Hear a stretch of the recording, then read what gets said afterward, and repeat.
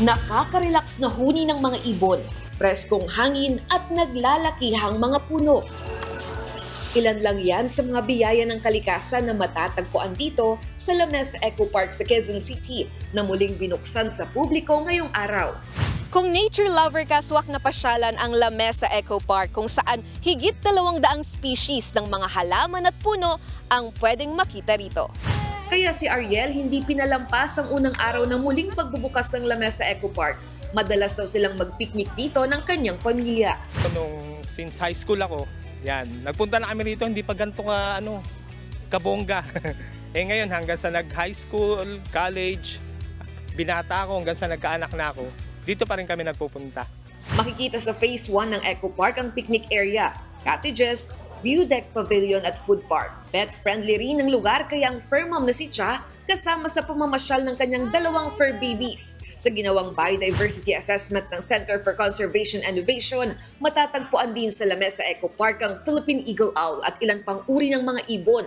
The Philippine Eagle Owl, na isa sa mga 2 species na makikita natin dito sa Luzon ay naririto sa La Mesa Eco Park.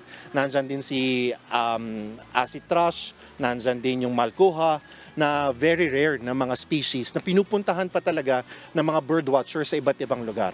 Para naman sa mga mahilig sa adventure, pwede ring subukan dito ang wall climbing, rappelling, forest paintball at archery tag.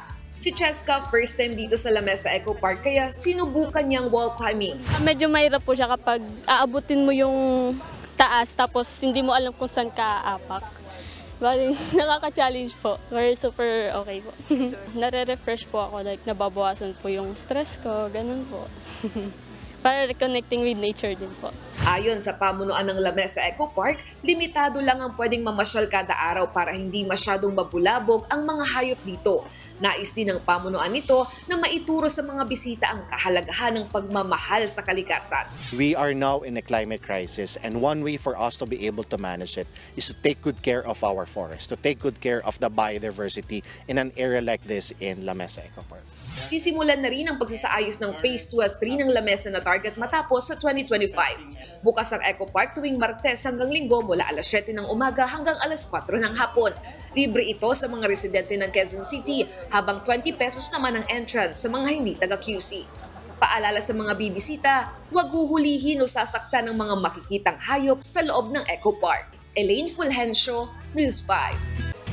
Mga kapatid, Nikki de Guzman po, iba na ang may alam at may pakialam sa panahon ngayon. Para sa tuloy-tuloy na balitaan sa Frontline kahit weekend, mag-follow at mag-subscribe sa social media pages ng News 5.